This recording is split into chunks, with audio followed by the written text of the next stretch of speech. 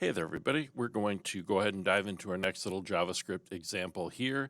And here's what we're going to do today. So we have this kind of web appy sort of thing, a normal page, but a lot of apps that you see today, they stay on the same page and they don't actually go to different pages.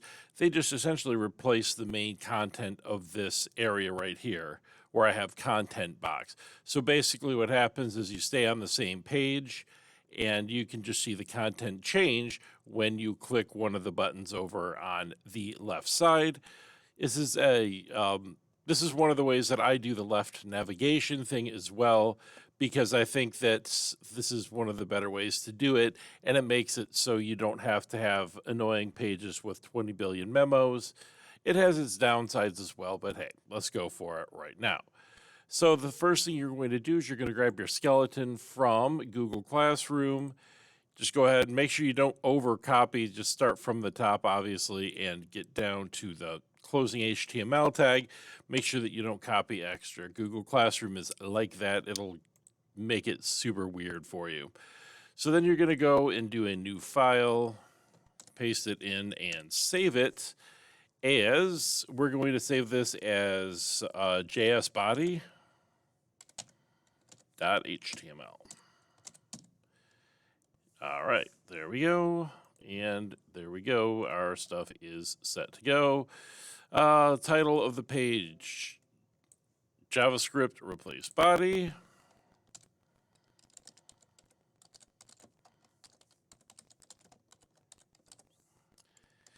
And then we don't really need to make any other changes with this one, I don't think. Everything else should be fine. So we're going to go ahead and start right down here in our container. And for this one, I feel like the setup of how you do this is the most important part. After you get the setup and whatnot, it's actually, the JavaScript is super easy. It's just the you have to make sure that you get the setup to work out the right way so you can easily hide and show these different things. So we're going to make a div inside of here, inside of our container, which is going to be our page content. It will give the class of page content.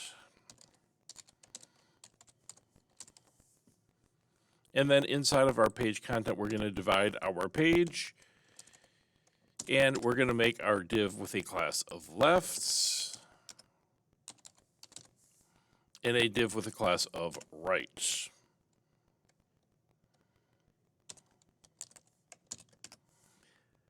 So basically, we're, as you probably can guess, we're dividing our page into two parts, left and right. The left is going to be that navigation menu I showed you. The right is going to be the main content of our page. So let's go ahead and do the menu on the left first. The menu on the left is actually super easy. I just went inside of left here, I created a bunch of A tags. Oops. And for the A tags here, in the middle, I just put menu item. That's all we need for right now. It's good enough. And then inside of our A here, we have, as always, an href, which in this case will be hashtag and will stay hashtag. We're not directing to a different HTML page. And we're going to put our onClick event inside of there as well. And we're just going to leave onClick blank, and that's all we really need for that. So let's go ahead. We're going to just put a handful of these in here. We're only going to use 2 of them like I showed you, but we're going to put like 5 in. 1, 2, 3, 6. We'll put 6 in. Perfect. It doesn't actually really matter how many you put in. The reason to put more in there is so if you can see a little bit more clearly how it's actually going to work and how things are going to set up when you do it. Okay, so the right page, or the left side of our page is all situated. Let's go ahead and move on to the right side of our page. The right side of the page is a little bit more HTML, I suppose. I just wanted to give some basic review of the stuff that we usually do here. But the main setup is we're going to have a main div. And this main div is going to have a class of content.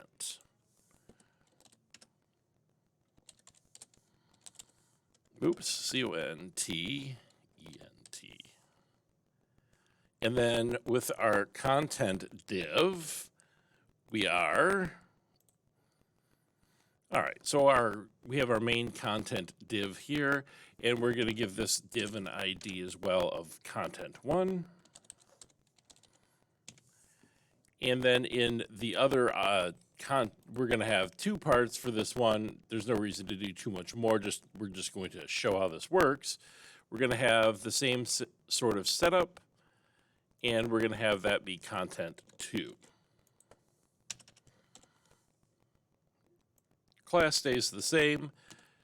Content2 is the ID. So what we're going to need to do for this particular thing here is, well, we're going to start to comment this up, because as I've seen, the number of closing div tags in a row is definitely super confusing.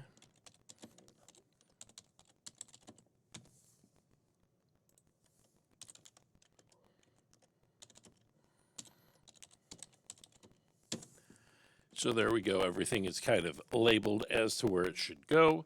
So let's go ahead and go on, put our basic content in here. So each one of these content boxes here is going to have a little title. This is just to make sure that we know which one we're looking at.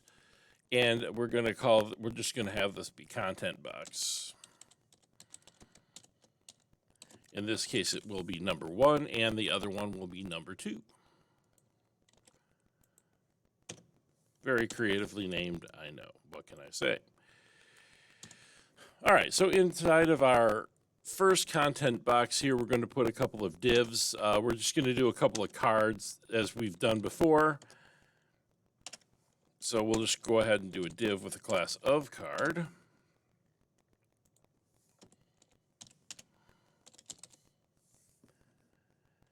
And we're going to have in this first one an image and then a little chunk of text. So we'll have a card image. Whoops, forgot something there. My apologies. All right. So we have card image, and then we have another one here that is card text. I hate it when it goes all the way over there. There we go.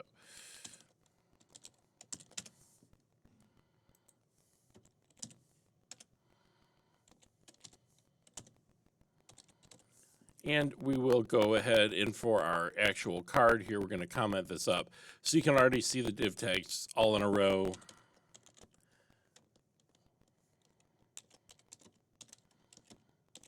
It is important to make sure you comment that up, otherwise it's going to be crazy. So we have end of a card, we have a card image. Inside of our image here, we're going to go and we're just going to put our image tag. We'll have an src of hashtag for now and an alt. Oops, that's not a hashtag. And an alt of the same as we normally do. And then inside of our text, in here, you can just put lorem 25. That isn't necessarily going to work on your caret, so just maybe copy in some random text. It'll be fine. Don't worry about that particular thing too much. This one is essentially just to make sure that you have a little bit of text in there to see how it works, and so we can see the different things happen. It should be perfect. All right, so inside of our image, let's go ahead and grab an image real quick. And we'll just say that we want an image of, we'll say, camping.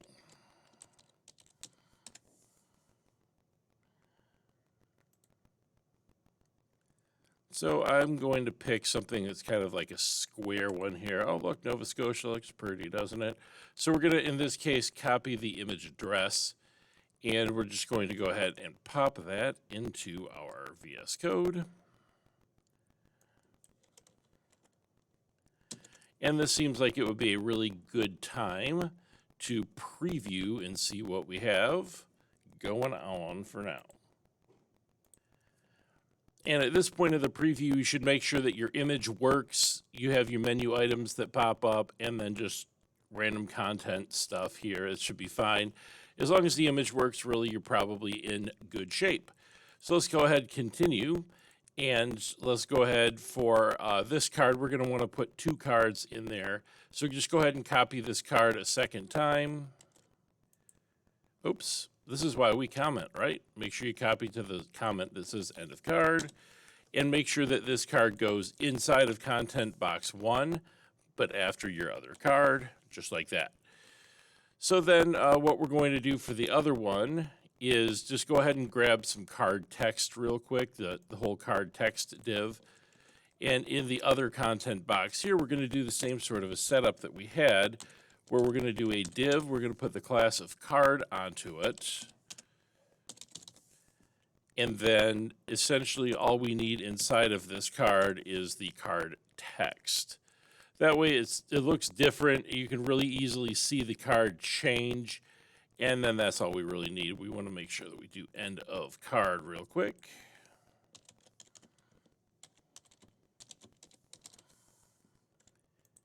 And then we'll put 2 of those in there just to make sure, again, we can see everything happen. It should be wonderful. So, general styling then for our page. We're going to use a lot of the same setup that we have, some different, some new. Just given the way that this one sets up, I felt like this one was a little bit different than it has been. Just in a little, it's the same sort of idea in a different way is kind of how it worked out. So in our content, we're not going to worry about our media queries here today. We will put a comment up here in our CSS that says new stuff, just so we know kind of where we started. So the first thing to deal with here is our page content. And we're going to do some of the kind of similar things that we've done. We're going to display this one as a flex box, just because it's easiest to align items. And then we're going to do our flex flow. This one we want to align in a row, and we do not want this to wrap to a new line, so we'll put the no wrap. And inside of here, we're going to use that justify content of stretch. That way they stretch and take up the entirety of the available space. And then we also want to give this just a minimum height. When you're designing actual pages with actual content, then it's not such a big deal to give things a minimum height. But for here it is. So there's our page content. I'm going to give you real quick left and right. For the left and the right, we were messing a little bit with the flex basis and making sure that we can align things in a way that looks a little bit nice. So I figured that the menu on the left should be about 20% of our space. And then I said 100% for the right, just to make sure that it stretches and takes up the entire rest of the space. And this setup, if it works out, you can change your colors if you want. Maroon and light salmon doesn't exactly look wonderful, but hey, what can you do? And this would be, again, a really good time to go and to preview, just to make sure that you have the left and the right working the way they should. So at this point, it's definitely not super wonderful because we have this picture that is in the way. We'll get that in just a little bit. So we do have, though, you can see the left part of the page, which is maroon on the left, and the light salmon right on the other side here. So we're indeed doing the thing that we need to do. So let's go and take a look at some of our content CSS. Let's go and let's just go ahead and go to it. So our content. This is our main, essentially what is going to be taking the place of actual HTML pages as we do these things. So we're going to display this as flex for sure. We're going to do this one as opposed to no wrap. We definitely want this to be in a row, but we definitely want to wrap our stuff to the next line. Otherwise, it'll get weird.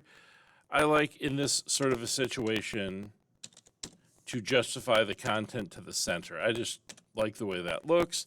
And then I actually put a transition on here.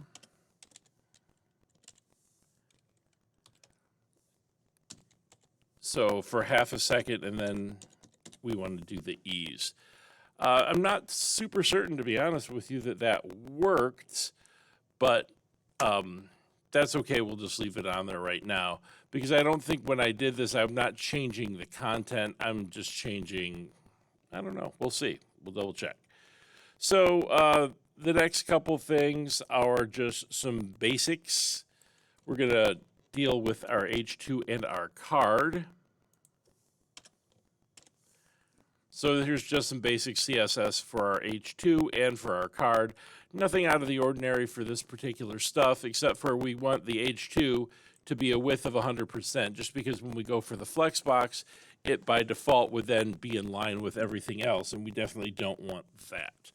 So then we want the cards to each take up about half of the available space in this particular case. So let's do the next two. So we have our card image stuff that we're going to deal with, and then we can actually, for real, take a look at the page and see how it looks. So for our card image, I wanted this to be a height of 30 VH, just because I like to set the size of how big this card is going to be, and then go ahead and put the image. And then what we're going to do is we're going to hide the overflow. So if our image is a little bit oddly sized, then it will just go away. And just we're going to take up the entire width of our available space with our image. All right, so let's go ahead and take a look, see where we are at.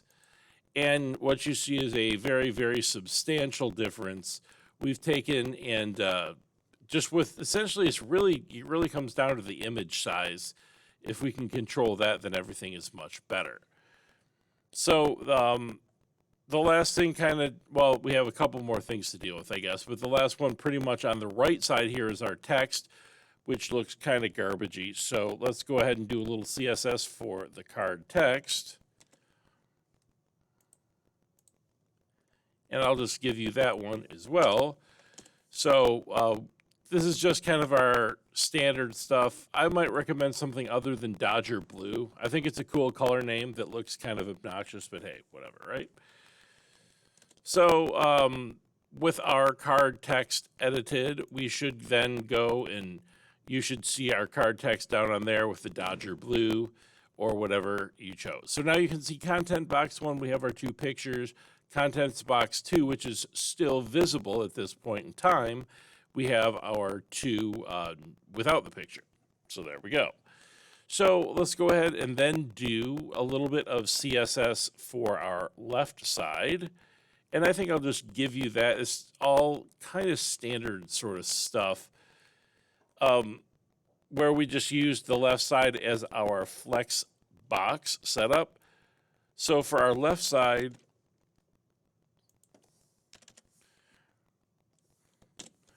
we just did a simple flex box with a direction of column so everything lines up on top of each other. For the A tag, we did kind of our standard things just to remove all the link formatting. We displayed everything as a block, and then we just set a color here. And what I did, as opposed to setting a background color, I just set a border on the bottom. That way it kind of took out the whole color thing, and it was fine. So let's take a quick look. And at this point, your menu items should look like menu items now. They should all be aligned in the proper way.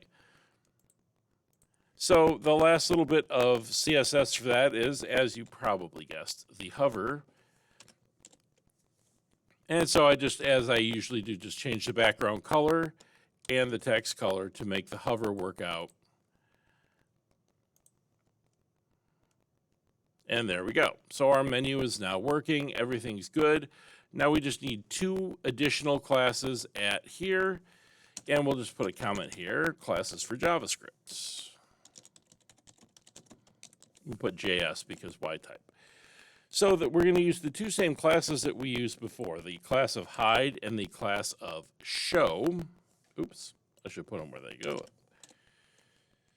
Or the class of hidden and the class of show. So we're going to be changing the visibility of each one of these divs essentially at the same time. So now what we're going to do is we're going to go down to our content 2. Here's content 2. We're going to actually, after our content class, we're going to add the class of hidden. So when you go and you refresh your page, after you add that class, your content box number 2 will disappear, and you will only have your content box number 1, which is going to be the content we want to show at the beginning of our page load.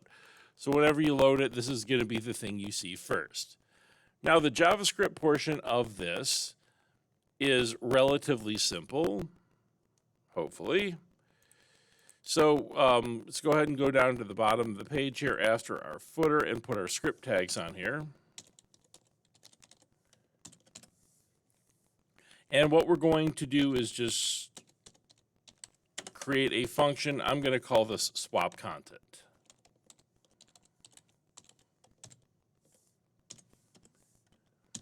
So what we're going to do is we're going to use the same query selector to get all of the things that are called content.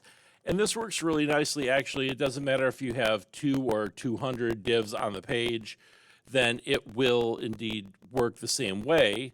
I would not encourage you to have 200 though, but hey, whatever. So we are going to go and we're going to grab, we'll call this the pages, and we're going to select everything in our document. And we're going to do our query selector all. So everything in this case that is .content.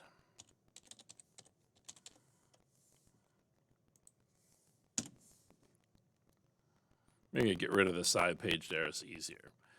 So everything that is .content, this is all of our quote unquote pages that we are going to be using. So remember, when you have this query selector, it returns an array, it returns multiple things. So we are going to do, for pages, we're going to have to do our for each to start with. And I recommend that you put the semicolon at the end of the line first because it works out nicer. So we'll just call this one P. And for each one of these, what we're going to do is to make sure that we don't have any issues with multiple things showing at once, what we're going to do is we're going to add the class of hidden to everything. And then if you copy this line right here, you're going to then remove the class. This is, by the way, the spot I messed up when I was testing. We're going to remove show. So anything that was not hidden before will have this class of hidden. Everything that was showing before will then actually be disappearing.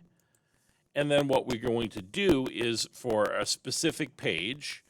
Oh, and I forgot one thing. What we're going to have to do here is we're going to have to pass whatever content number that we want in to our function here so we can actually use it the right way.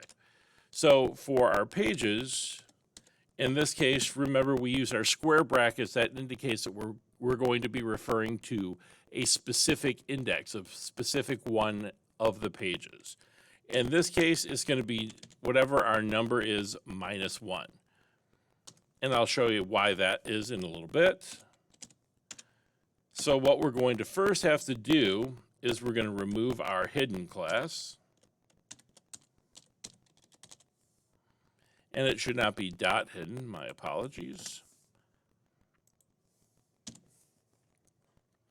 And what we're going to do is we're going to then add the class of show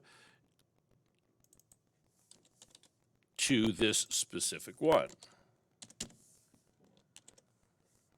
So I know it seems weird to add it to all of them and then remove show from all of them first. It seems like a weird thing.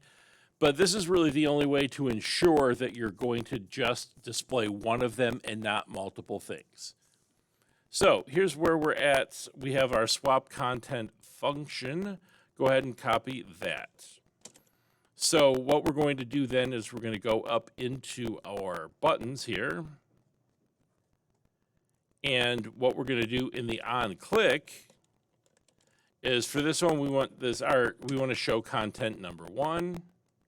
So we're say page 1 right in here. And in the second one, we're going to do page 2. So do you see how we're replacing num with whatever content we want to show? That is how we're going to show one specific thing at a time. And that's how our function is going to know which one to add the class to show, hide, whatever. So you notice we put 1 and 2. I put 1 and 2 up in here because it's easier for us to refer to it. We have content 1. We're going to show number 1. Now, in the function, remember that JavaScript starts at 0. So content 1 is actually element 0, which is why we had to do this num minus 1 to make sure that we're actually showing the right thing. So, moment of truth, does it work? So when you click on page 2, your content 2 should show, and the other one should disappear. And then when you click on page 1, you should be able to swap between the two pages really easily like that. And as you see, our transition actually did not work, but hey, what can you do? All right, so that's it for this one. This is a nice little example of how you use this JavaScript to actually create what in some ways is a web app where you have a single page that displays multiple things. All right, if you have any questions, please let me know.